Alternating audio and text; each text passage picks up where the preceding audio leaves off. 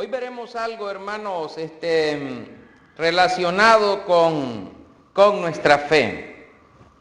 Y es, hermanos, esta parte que hemos llamado la debilidad en la fe. Eso es lo que vamos a ver hoy. ¿Alguna vez usted se ha preguntado qué tan fuerte es usted espiritualmente?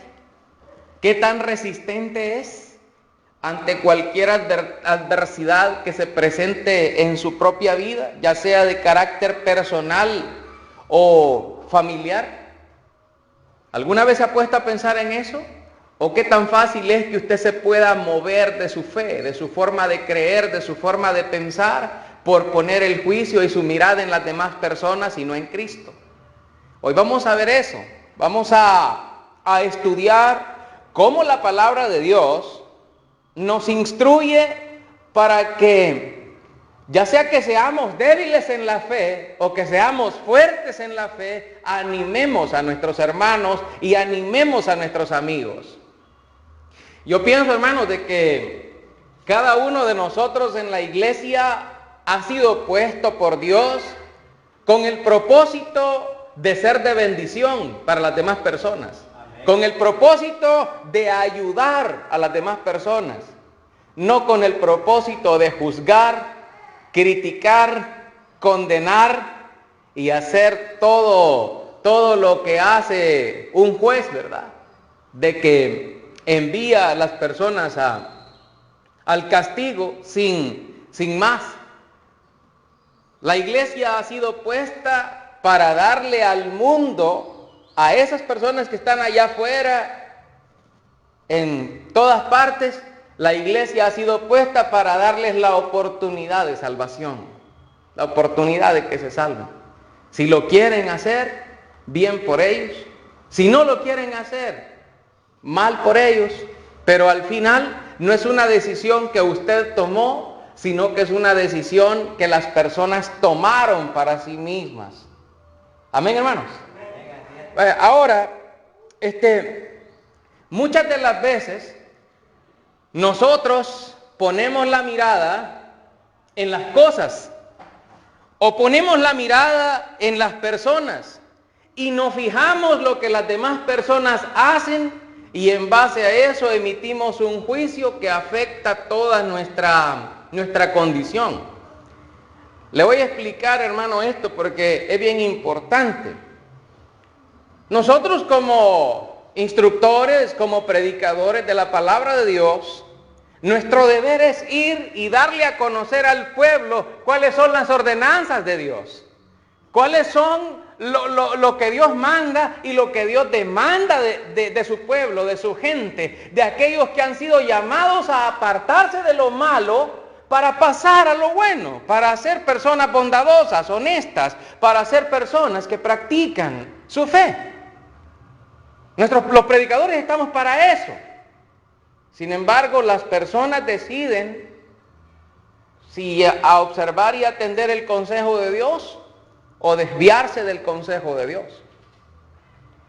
Hay personas, por ejemplo, que de repente, pues, ellos toman sus propios caminos y se van a hacer cosas malas, se van a hacer cosas que no convienen, cosas que no son de cristianos. ¿Y qué pasaría, por ejemplo, si usted de repente ve a un hermano que va a la iglesia o a una hermana que va a la iglesia y lo ve haciendo algo incorrecto?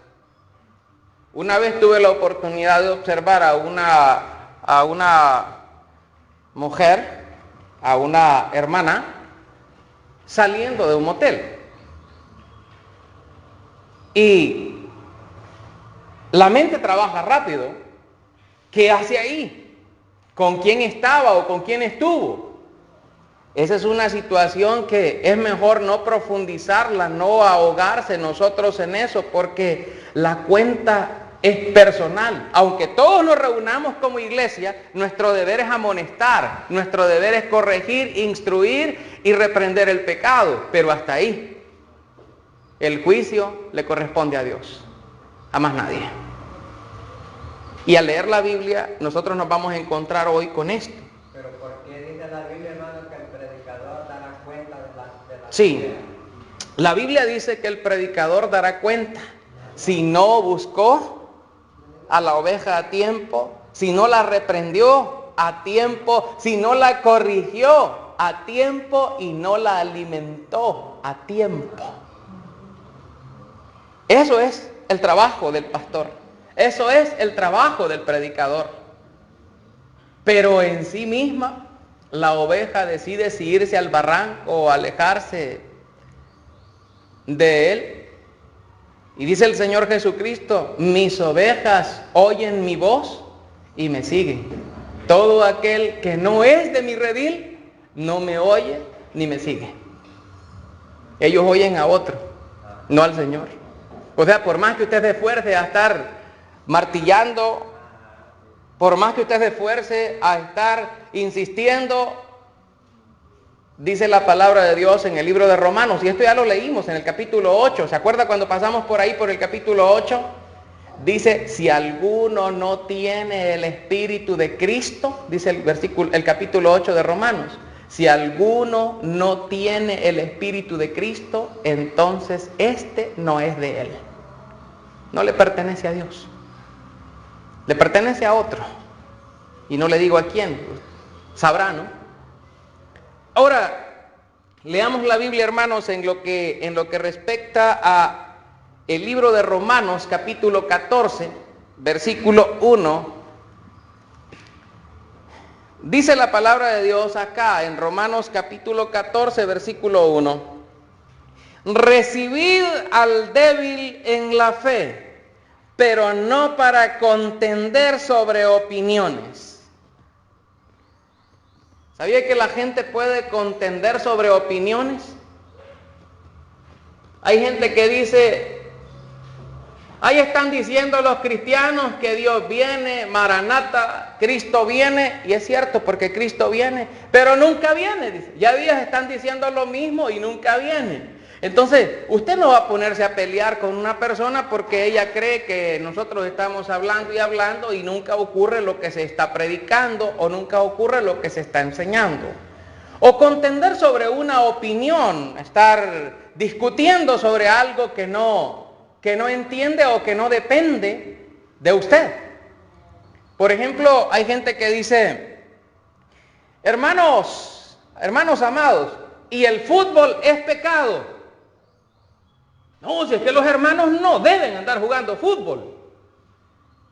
Y esa es una cuestión de opinión. Y la Biblia nos manda a no contender sobre opiniones. Ahora, si alguien me pide un consejo y me dice, ¿y usted, hermano predicador, qué aconseja? Que no se mezcle con el mundo. Y si esa práctica, esas cosas le va a hacerse mezclar con el mundo, con palabras maldicientes o con palabras ociosas que salen de su boca y vivir una vida prácticamente afuera de la voluntad de Dios y usted se va a contaminar su espíritu, no lo haga. Pero es un consejo. Si usted quiere, un consejo es eso, hermano. Un consejo es algo que usted puede hacerlo o puede rechazarlo. Ahí es una opción suya. Sin embargo, el consejo siempre llega a tiempo a las vidas de nosotros, pero pocas veces escuchamos o pocas veces le damos la importancia que el consejo en sí mismo merece. Ahora, dice que los cristianos, nosotros no debemos contender sobre opiniones. No debemos estar contendiendo. De hecho, toda cosa que lleve al pleito o a la contienda, deséchela. Deséchela.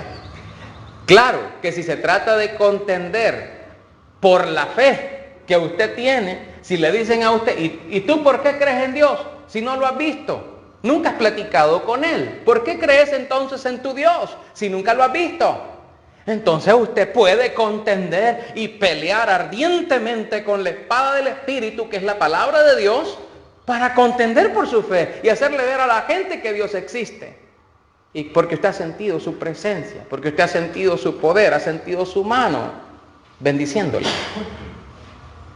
Ahora, hay gente que juzga a otra por lo que come. Hay gente que dice, no se debe comer carne. No se debe comer carne ¿de qué? ¿De carnes, hermanos? De cerdo o carne de res, porque en algunos lugares la vaca es sagrada, no se come. Voy a aclarar eso, ¿verdad? Para algunos humanos, por allá en otros continentes lejanos de aquí, es sagrado y eso no. Otro dice la carne de cordero, la carne de cabro, la carne de aquí. Es malo comer, no se debe comer. Los cristianos deben comer legumbres, deben comer solamente verduras, frutas. Y usted dice, ay, hoy sí que ya me la ponen difícil esto. Pero la Biblia dice, lea conmigo, está leyendo conmigo ahorita por favor, Romanos 14:2, dice la Biblia. Porque uno cree que se ha de comer de todo, otro que es débil come legumbres. ¿Ya? Otro que es débil come legumbres. Y no se refiere esto, hermanos, a una debilidad física. Es decir, no se refiere a que sea todo así, todo debilucho, sino que se refiere a una debilidad espiritual. Alguien dice, es malo comer carne y desde entonces no come carne.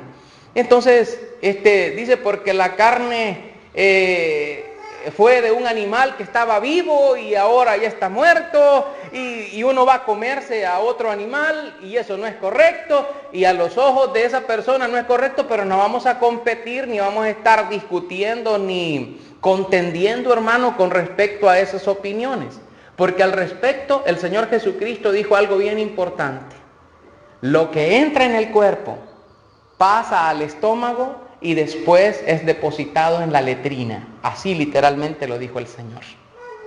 Y no lo contamina espiritualmente. No lo contamina. Ahora bien, si por cuestiones de salud, por ejemplo, usted por cuestiones de salud dice, yo no voy a comer carne de cerdo porque la carne de cerdo tiene un parásito que no se muere con el calor, sino que es una bacteria que se puede penetrar a mi cuerpo y comerme mi cerebro porque se alimenta de la masa cerebral, entonces ya no voy a comer pupusas, o ya no voy a comer chicharrones, o ya no voy a comer carne de cerdo porque hay una bacteria que sobrevive al calor, aunque la carne se fría o se queme a carbón, siempre va a estar en esa condición. Entonces la persona, por cuestiones de salud, no por cuestiones religiosas ni de fe, decide no comer carne de cerdo, pero es una voluntad propia de ella. Amén, hermanos. Es algo voluntario. Ahora bien, dice la palabra también que todo lo que uno se lleva como alimento a su boca es bendecido por el Señor si se toma con acción de gracias. Es decir, si usted ora por su alimento, por su comida. Pero hay gente que a veces, yo veía, hermanos, no sé si ustedes han tenido algunas oportunidades esas, pero tuve la oportunidad de ver en la televisión, por ahí en unos documentales, a gente, hermanos, que degolla, ¿qué? Esos sopilotes o aves de rapiña, o no sé cómo se llaman, la verdad, los sopilotes, las aves, que se comen la carne muerta, esos animales. Y ellos los degollan y sacan la sangre, la exprimen y la sacan en un vaso y después se la beben, hermano.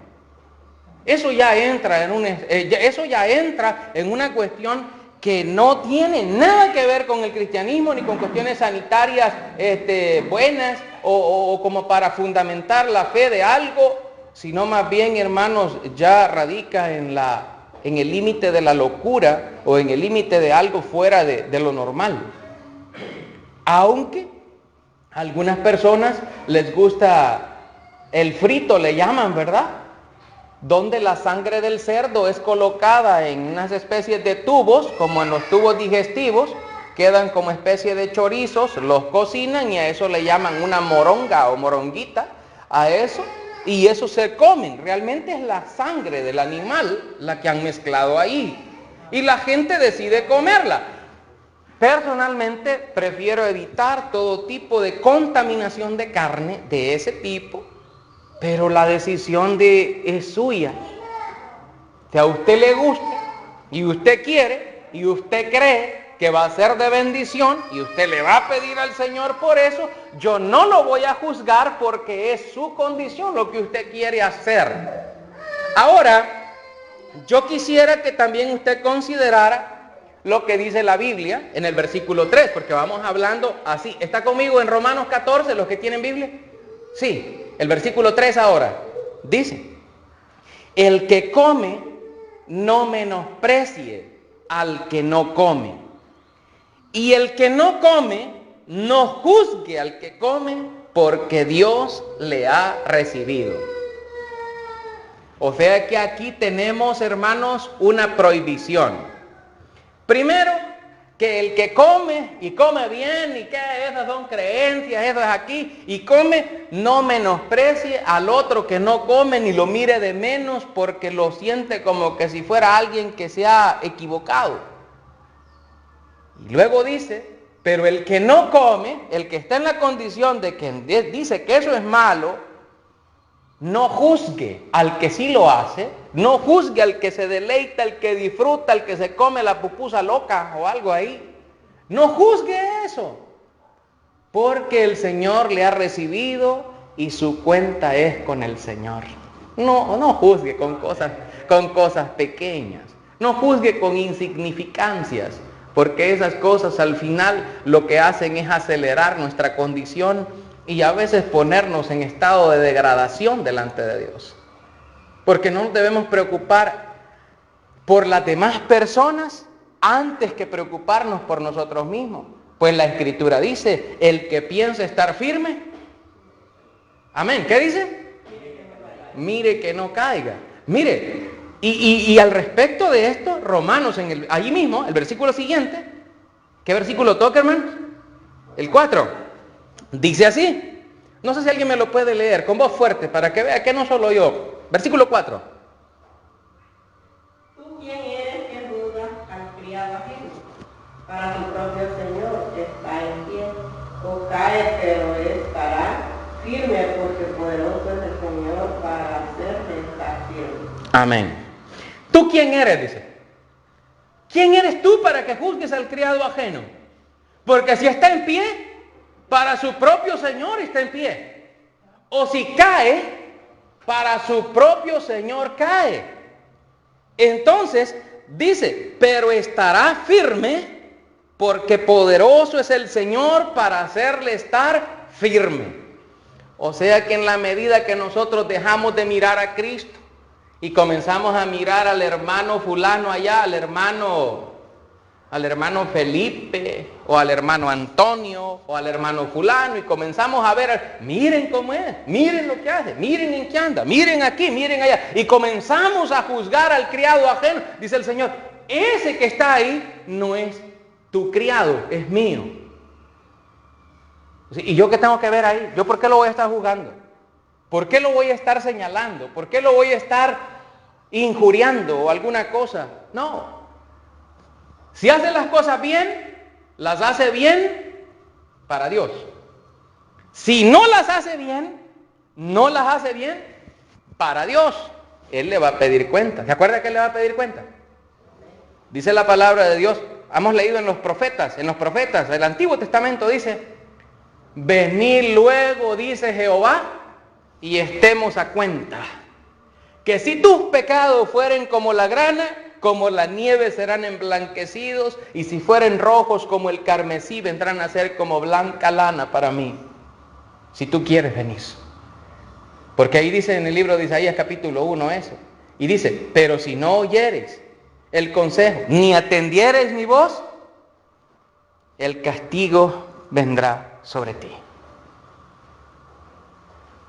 ¿Por quién, hermano? Pues sobre ti. Ah, sobre mi familia. No, sobre ti. Es que es personal. La salvación es personal, es suya, es de usted. Es más, le digo algo, usted no puede escapar de usted mismo. Hay personas que dicen, yo quisiera escapar, quisiera hacerme invisible. No puede. Quisiera desaparecer, quisiera huir de este cuerpo, no puede. Como dijo el apóstol San Pablo, miserable de mí, ¿quién me librará de este cuerpo de muerte? Porque está atrapado. Y va a ser liberado hasta el día que fallezca. Ese día van a extraer la esencia suya y va a salir. Y el cuerpo quedará como tal, ya al polvo como corresponde. Y el espíritu vuelva a Dios porque lo dio, y el alma a su destino eterno. porque Cristo viene. Ahora, hay gente que eso le asusta, ¿sí? Pero, ¿y de qué sirve que le asuste si no hace nada por corregir el problema? No sirve de nada. Y que se asuste, no, ni cualquiera se puede asustar cuando ve la cosa seria, como dicen, ¿verdad? Sí. Les voy a contar algo. Ustedes han leído, sí, porque ya lo hemos dicho acá también, la historia del hombre rico, insensato, ¿se acuerdan? Lucas capítulo 12. No, hombre, ese hombre le había dado un invierno al Señor, un invierno poderoso, o sea, con lluvia y en los campos, y tenía terrenos hasta donde le llegaba la vista. Hasta donde llegaba la vista eran terrenos de él. Planicies enteras, cultivadas. Y le rindió el doble el campo. El doble, pues. Imagínese usted que por cada mata de milpa, por cada una, le produce 2 espigas. ¿Se lo imagina? Y había habido una gran bendición. Y ese hombre dijo, se sentó después que despachó a todos sus empleados y dijo, ¿qué voy a hacer? ¿Dónde voy a guardar todo esto? No me cabe. Voy a derribar mis graneros y los voy a hacer más grandes. Y voy a depositar todos mis bienes ahí, todos mis frutos. Y entonces voy a decirle a mi alma, alma mía, muchos bienes tienes almacenados para muchos años ya. Así que come, bebe y regocíjate.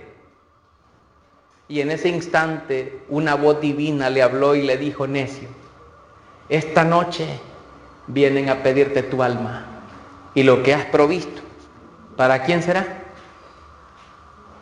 Y el Señor Jesucristo dice, así es el que hace para sí tesoros, pero no es rico para con Dios.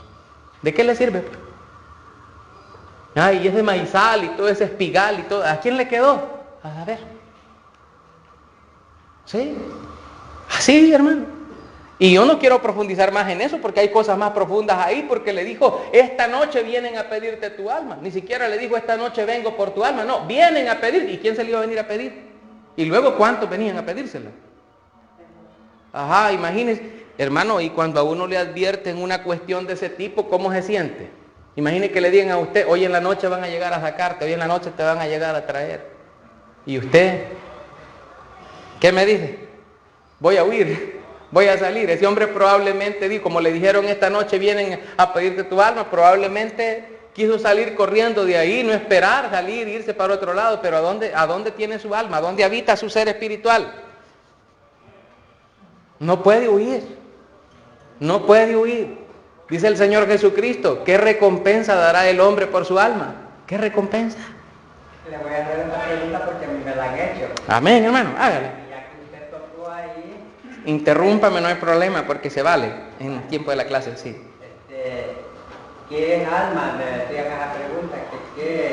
¿Qué es? ¿Qué es? Somos nosotros. La respuesta es usted. Hay muchas personas que no entienden tal vez esto porque ellas entienden de que no existe, de hecho. Sin embargo, yo le voy a decir algo bien importante a usted. Cuando nosotros tenemos un espejo y nos contemplamos en el espejo, nosotros decimos, esto que está en el espejo somos nosotros. Y realmente no. La esencia de nosotros está adentro. Es lo que nosotros, es la esencia de vida que Dios puso en nosotros. De hecho, cuando una persona muere, usted la puede ver ahí el cadáver de la persona. Y es igual. Sí, solo que se ve un poquito demacrado, ya la sangre como que no está fluyendo, ya no está irrigándole la vida. Pero es el mismo, pero la persona ya no está ahí. Ese fue el recipiente donde la persona estuvo. Pero no es la persona en sí, ya no está ahí.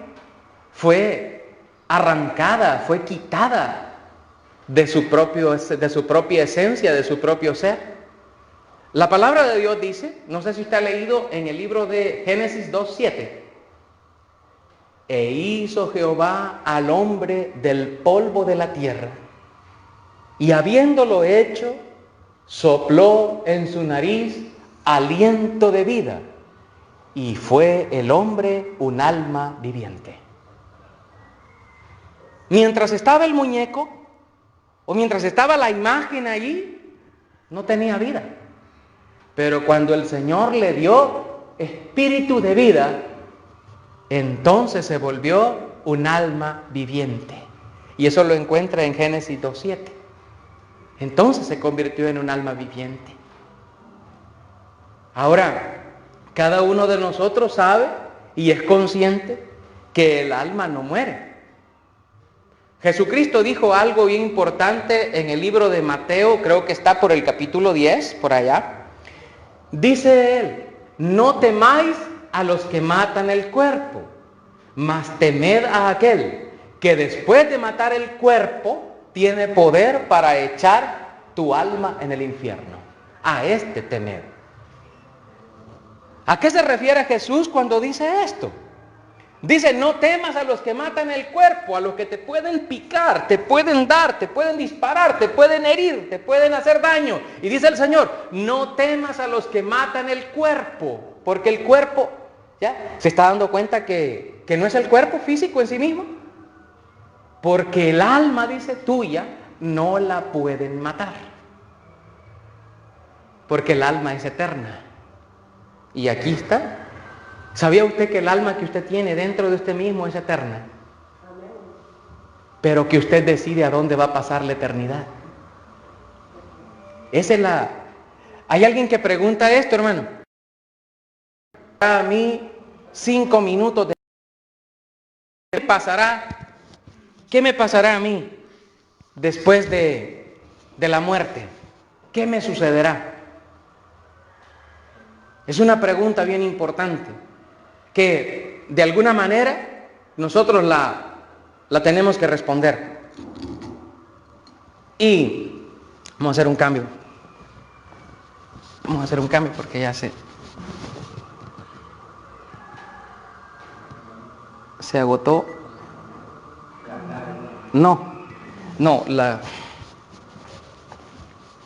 Bueno, es una pregunta importante. ¿Qué me sucederá a mí el día que yo muera? ¿Sabía que la Biblia le da una respuesta bien concreta a esa pregunta? Bien específica. ¿Qué le va a pasar a usted? Y esa la encontramos en el Evangelio de San Lucas, capítulo 16. ¿Qué dice la Biblia? La Biblia dice que una persona muerta es necesario llevarla a sepultar. Ahí dice, necesario llevarla a sepultar. Pero que después de sepultada, esa persona continúa su existencia en otra parte. ¿Me está entendiendo, hermano? Es triste eso, pero para algunos, ¿verdad? Se muestra aquí una historia. Se muestra al padre Abraham y se muestra a Lázaro ahí en la Biblia. Y dice la palabra de Dios que Lázaro era una persona humilde, muy pobre. Y el otro hombre era un hombre rico, ambos murieron y fueron sepultados, pero dice la palabra que el hombre rico, después que fue sepultado, él abrió sus ojos estando en tormentos. Y cuando despertó, vio que él estaba en unas prisiones de oscuridad y llamas de fuego. Y dice que él veía en el paraíso disfrutar a Lázaro junto a su padre Abraham. Y él gritó y le dijo, Padre Abraham, ten misericordia de mí, Padre, y envía a Lázaro que moje la punta de su dedo en agua y refresque mi lengua porque estoy atormentado en esta llama. ¿A dónde estaba? Y usted me dirá, hermano, pero ya lo habían sepultado, ya estaba en el cementerio, le hicieron una lápida de lujo, ahí estaba. No, ahí estaba el cuerpo que se hizo polvo, pero su esencia, su ser no estaba ahí. Estaba en otro sitio, estaba pagando las consecuencias de sus actos. Y dice la palabra de Dios que el patriarca Abraham le responde, hijo, acuérdate que en tu vida tú tuviste tus bienes y éste tuvo sus males. Ahora este es consolado y tú atormentado. Además le dijo, entre ustedes y nosotros hay una gran sima. Con ese cima, un hoyo profundo que no se puede pasar de aquí a allá, ni de allá se puede pasar acá. Entonces el hombre dijo, Padre, te suplico, yo estoy atormentado en esta llama, no aguanto. Por favor, envía a Lázaro que vaya a donde mi familia, vaya a mis hermanos, porque tengo 5 hermanos, Padre, 5 hermanos, que vaya y les predique y les diga que esto es real, que les diga que no vengan ellos a este lugar de tormento como estoy yo. Y el padre Abraham le responde, usted lo puede leer en su casa, Evangelio de Lucas 16. El padre Abraham le responde, no se puede. Para eso tienen a Moisés y a los profetas, para eso tienen la Biblia, para eso tienen la palabra. No, Padre, no la van a oír, dice él. Pero si alguno se levantare de entre los muertos y llega hasta ellos, entonces le van a creer. Y él dijo, si no le creen a Moisés y a los profetas, ni aun que se levantare alguien de entre los muertos, creerán. Ahora si usted me pregunta, hermano, ¿y qué pasó con ese hombre? ¿Qué sucedió con ese hombre rico? Porque ya no siguió la conversación. Sigue ahí. Sigue ahí. Hermano, ¿y cuánto tiempo va a estar ahí? ¿Cuándo se va a morir? Ya no puede morir. ¿Me está entendiendo, hermano, eso? Ya no puede morir. Ya murió. Y ya fue sepultado. Y hay otra cosa. Ya no tiene un cuerpo al cual volver. Ya no tiene un cuerpo asignado. Como cuando usted y yo dormimos, hermano. ¿Sí? ¿Cuántos disfrutan dormir? Amén, dormir es rico, ¿verdad? Sí, pero cuando está soñando pesadillas, mejor decide querer despertarse, ¿verdad? Y de repente despierta y dice, ay, gracias a Dios, era un sueño. Sí, ¿sabe? Porque usted tiene un cuerpo al cual volver, tiene un cuerpo al cual acudir y regresar. Pero el que muere y se duerme para siempre, ya no tiene dónde volver. Y como no tiene dónde volver, ya no puede despertar. Jamás. Hermano, ¿entiende esto? ¿Lo entendemos, hermano? El Señor viene. El Señor viene. Y si no estamos preparados, qué triste, ¿no? Y a veces pasamos, ¿no?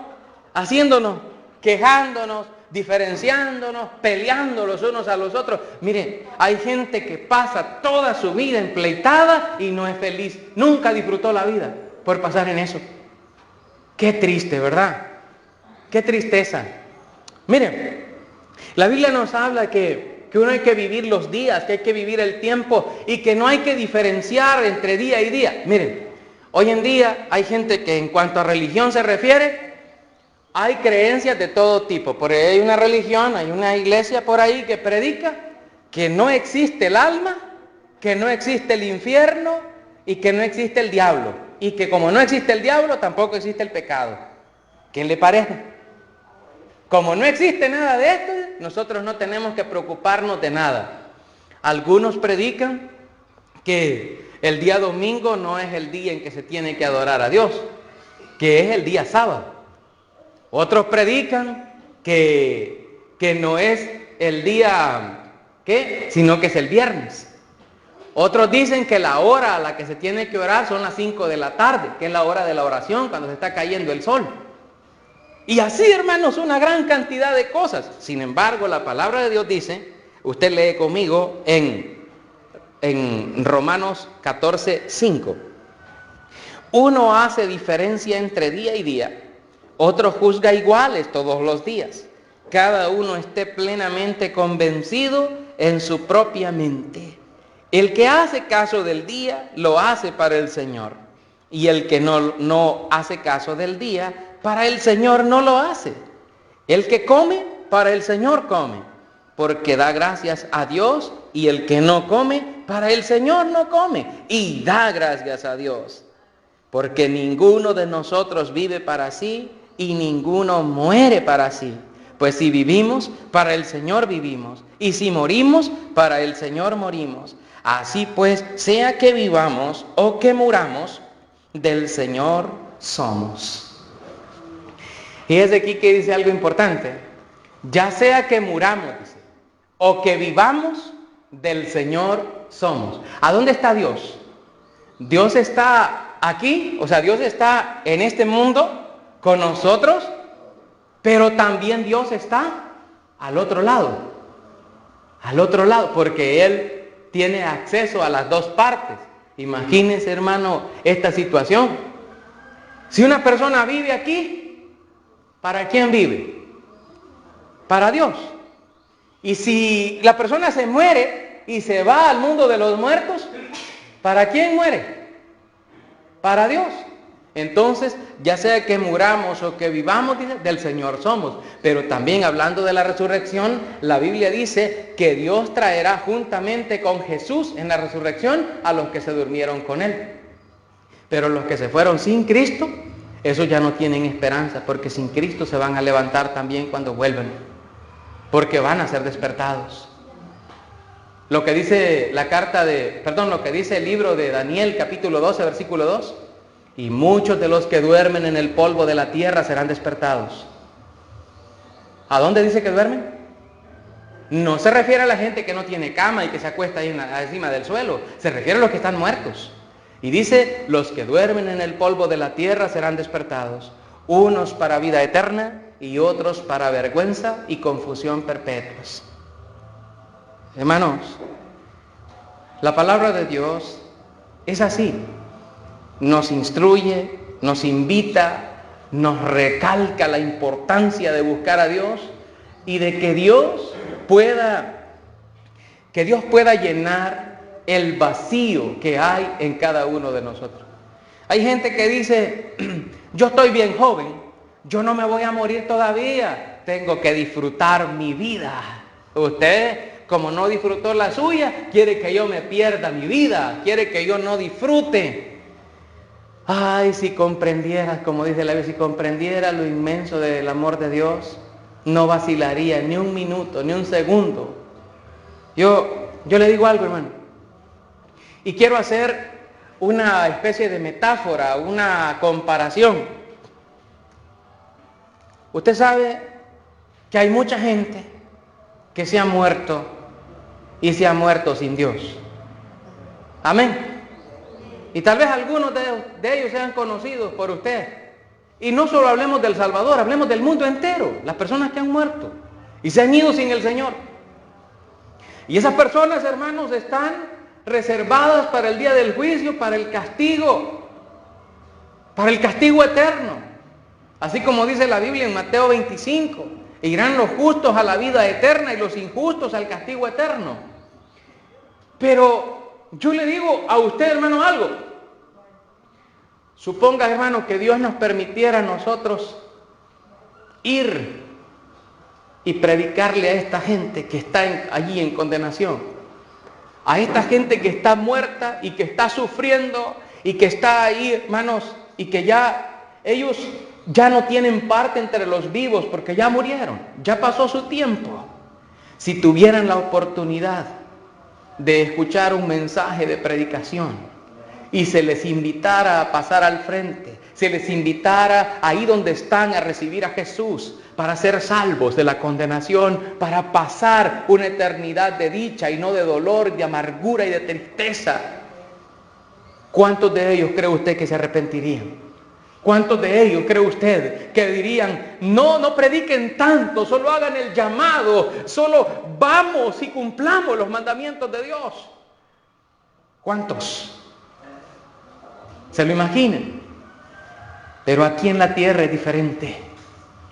Aquí predicamos y estuvo bonito el mensaje, estuvo bonito, sí, más o menos, me gustó, sí, pero yo sigo igual, yo voy a seguir mi vida, está bonito, le meten un poquito de miedo a uno, le ponen ahí, le ponen un poquito de cosa cuando le hablan de eso, pero ya saliendo de ahí a uno se le pasa, ya está bien. Yo voy a seguir en mi vida. Y como mi vida es mía, así le ha hecho creer. Porque hay gente que dice que tiene tiempo todavía. ¿Cuánto tiempo le queda? ¿Y se puso a pensar en eso? ¿Cuánto tiempo? ¿Qué me dice 100 días? Y usted dice, puede decir un día, una hora. No sé. Dios lo sabe. Pero dice la Biblia, Él dice, mirad pues con diligencia cómo andéis, no como necios, sino como sabios, aprovechando bien el tiempo porque los días son malos. La gente no quiere arrepentirse. No quiere hacerse cristiana, no quiere buscar a Dios, quiere seguir esperando. ¿Esperando qué? Dígame una persona que ya tiene conciencia de lo bueno y de lo malo, que ya sabe distinguir, así como Jesús cuando tenía 12 años. ¿Cuántos años tenía Jesús cuando fue al templo? 12. Y se fue al templo a codearse con los rabinos. Todos se quedaban, ¿y de dónde tiene este niño tanto conocimiento?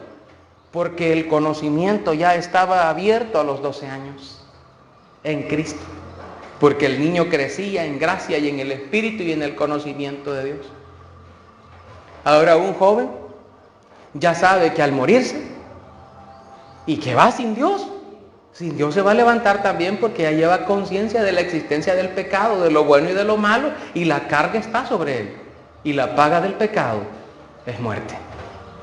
Ahora, ¿quieren arrepentirse? No, la mayoría de gente así no, lo que quiere es disfrutar, gozar, irse, vivir el mundo, vivir la vida, y así como dicen unas canciones de ahí que les mete el mundo, ¿verdad? Vivir, gozar, no sé cómo dicen las canciones por ahí, vivir la vida, ¿verdad? La, todo lo que dice.